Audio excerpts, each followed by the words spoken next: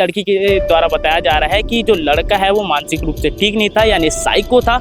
और यहाँ तक कि उससे ज़बरदस्ती शादी करने के लिए उस लड़की के ऊपर 5 से 6 लीटर पेट्रोल भी डाल दिया गया। कल दिन दहाड़े मुझे किडनैप कर लिया गया उसके द्वारा। अगर वो 11 बजे लेके गया और गाड़ी में बांध के मेरे गले को दबाते हुए, ताकि मैं किसी को चिल्लाऊं ना करके, गाड़ी के नीचे मुझे बंद करके लेके गए। अगर मेरे साथ इंसाफ नहीं हुआ ना तो मैं आत्महत्या कर लूंगी और नहीं जीना चाहूंगी। ऐसे पुलिस प्रशासन बिल्कुल कहीं न कहीं अपराधी को अच्छी ढंग से सपोर्ट करते हैं अंदर से। गाड़ी रखी हुई है, आप देख लीजिए, ऐसे किडनैप करके ले गए। उसका चप्पल वप्पल लड़की का वहीं पर गिरा हुआ था।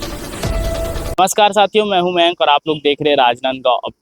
और इस वक्त राजनांदगांव में एक ऐसी घटना सामने आई है डोंगरगांव क्षेत्र से, जिसे अक्सर आप लोगों ने फिल्मों में ही देखा होगा। जी हाँ दोस्तों, अक्सर फिल्मों में ही लड़कियों का अपहरण किया जाता है और उनसे फिर शादी करने के लिए उनसे ज़बरदस्ती की जाती है। और साथ ही साथ यदि वो लड़का साइको निकल जाए, यानी कि मानसिक संतुलन ठीक ना हो, तो आप लोगों को अलग अलग कारनामे भी देखने को मिलेंगे। वहीं आज डोंगरगांव क्षेत्र से कुछ लोग राजनांदगांव के एसपी ऑफिस में आए थे उस लड़की की मांग करने के लिए, जो लड़की गाँव क्षेत्र से थी, ग्रामीण क्षेत्र से थी और पेशे से वो एक प्राइवेट स्कूल में एचएम थी, यानी कि शिक्षिका थी। जब वो स्कूल बच्चों को पढ़ाने के लिए जा रही थी, जब अपने काम में जा रही थी, तब कुछ लड़के उसे नेक्सॉन की गाड़ी में किडनैप करते हैं और किडनैप करके उसे जंगल में ले जा लेते हैं। लड़की के द्वारा बताया जा रहा है कि जो लड़का है वो मानसिक रूप से ठीक नहीं था, यानी साइको था। और यहाँ तक कि उससे ज़बरदस्ती शादी करने के लिए उस लड़की के ऊपर 5 से 6 लीटर पेट्रोल भी डाल दिया गया और साथ ही साथ बवाल मचा। और क्या कुछ घटना है आगे, आइए आप लोगों को वीडियो और तस्वीरों के माध्यम से दिखाएंगे क्या कुछ गांव के लोगों ने कहा, और साथ ही में परिजनों से भी बात करेंगे। और पूर्व विधायक जो छन्नी साहू जी है वो भी हमारे साथ जुड़े रहेंगे इस वीडियो में, तो उनके अभी क्या कुछ कहना है, उनके क्षेत्र का ये मामला है। तो आइए आगे वीडियो में देखते हैं। अनूप केशव चंद्राकर नाम का आदमी, निवासी भर्रे गांव, मुझे कल दिन दहाड़े किडनैप करके ले गया था और मेरे साथ बदसलूकी किया, जबरदस्ती किया, मेरे साथ शादी करने की कोशिश की, मुझे जिंदा जलाने की कोशिश की। मैं उसके खिलाफ सबसे पहले एफआईआर थाने में दर्ज करा चुकी थी 1 महीना पहले। उसके बाद भी मेरे साथ कोई इंसाफ नहीं हुआ।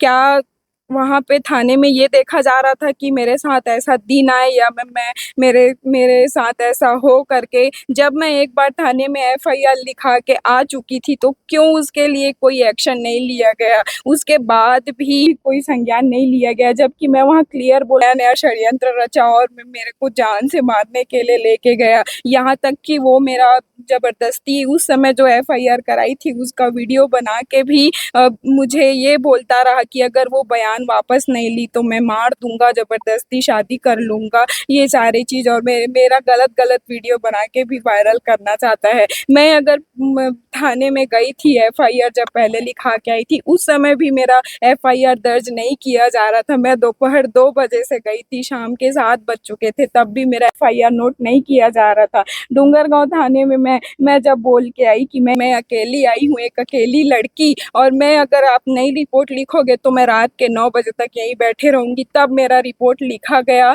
और नॉर्मली रिपोर्ट लिखा गया। उसके बाद भी कोई संज्ञान नहीं लिया गया, जबकि मैं वहाँ क्लियर बोल के आई थी कि वो मुझे जान से मारने की धमकी दे रहे हैं। उसके बाद भी मैं सेफ नहीं थी और कल दिन दहाड़े मुझे किडनैप कर लिया गया उसके द्वारा। अगर मेरे साथ इंसाफ नहीं हुआ ना तो मैं आत्महत्या कर लूंगी और नहीं जीना चाहूंगी, क्योंकि ऐसा मेरे परिजन भी कल वहाँ पे गए हुए थे 12 बजे से। जब मेरा किडनैप 11 बजे हुआ तो मेरे परिजन वहाँ पे 5 बजे तक बैठे रह गए, लेकिन मेरे साथ कोई इंसाफ नहीं हुआ था। मैं वहाँ पे अकेले वहाँ पे संघर्ष करती रही और मैं मौत के मुंह से बच के आई हूँ। कल अगर मैं दिमाग से काम लेके नहीं आती वहाँ से तो आज यहाँ पे खड़ी नहीं हुई रहती। मुझे सिर्फ इंसाफ चाहिए, मुझे वो लड़का सलाखों के पीछे चाहिए। अगर वो नई सलाखों के पीछे रहा तो हर लड़की का जिंदगी बर्बाद करेगा, और सलाखों के पीछे से छूट के आके भी वो मुझे मौत के मारने की धमकी देते ही रहता है। मेरे परिवारजनों को, सभी को धमकी देते आया है। अगर डोंगरगांव थाने में मेरा सुनवाई हो जाता तो मैं आज यहाँ तक नहीं आती।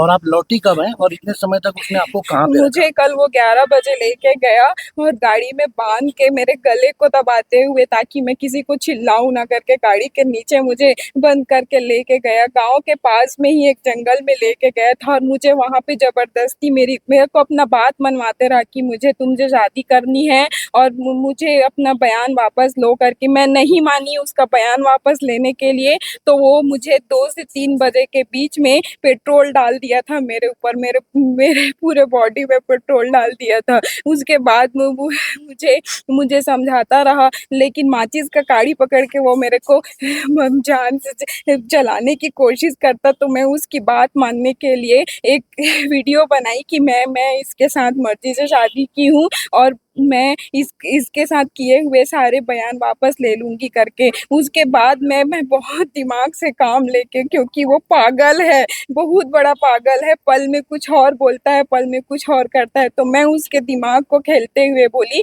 कि मेरे मामा परिवार में तुम मुझे छोड़ दोगे रात को 1-2 बजे, जब कोई इंसान नहीं रहेगा, तो मैं तुम्हारे सारे बयान ले लूंगी वापस करके। तो वो मुझे मेरे मामा के घर में अंडा में 1 बजे छोड़ के वहां से चला गया। जिस महिला के साथ दुर्व्यवहार किया गया, जिन्हें अपहरण किया गया, और गांव वाले इस वक्त महिला थाना में भी मौजूद है राजनांदगांव के। और क्या कुछ कल आप लोगों ने जब थाना गए?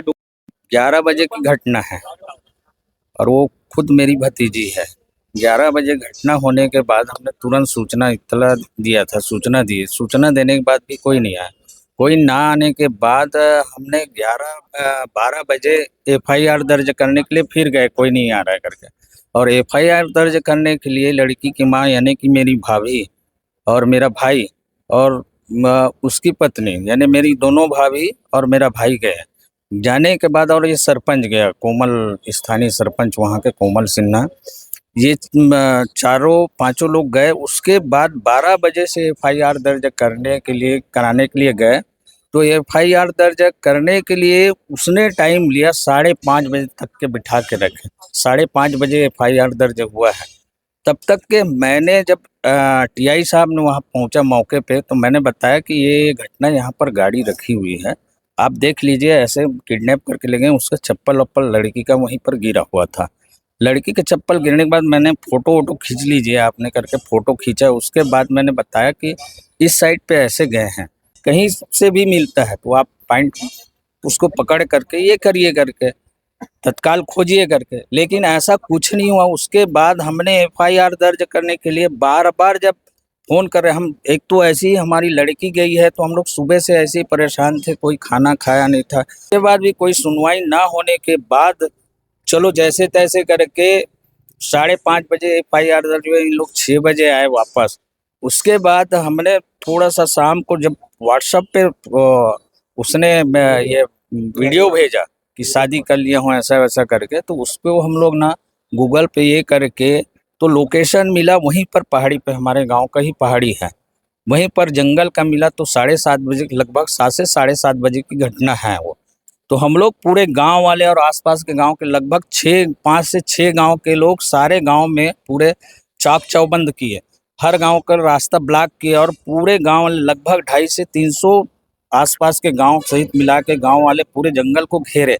जंगल को घेरने के बाद मैंने खुद बात किया श्रीवास जी से कि सर ऐसा ऐसा लोकेशन यहीं पर दिख रहा है और यहीं पर है लड़का, लड़की को ले करके यहीं पर है, हम लोग घेर के रखें, आप किसी को भेजिए। उसने कोई रिस्पांस नहीं दिया, ना ही भेजे भी नहीं। और रात भर हम लोग परेशान रहे। हम लोग 2:30-3 बजे तक इधर उधर गांव वाले भटकते रहे।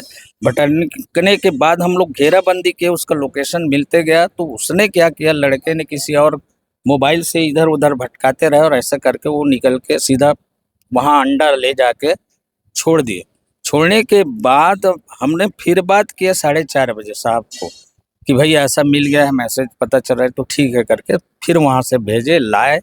और लाने के बाद लड़की तो इतना डिप्रेशन, उसके ऊपर तो पेट्रोल डाल के उसको जान से मारने का प्रयास किया गया है। पूरे पेट्रोल के उसके शरीर में उड़ेल दिया गया, 5-6 लीटर पेट्रोल को। वो जलन से ऐसी परेशान नहीं। गाड़ी में अपहरण हुआ, कौन सी गाड़ी थी? वो गाड़ी नेक्सॉन की जी। और जो पीड़िता है वो कहा जा रहा है कि शिक्षिका थी। हाँ, वो एक प्राइवेट स्कूल है, पायोनियर इंग्लिश मीडियम स्कूल, स्थानीय कुमरदा में है।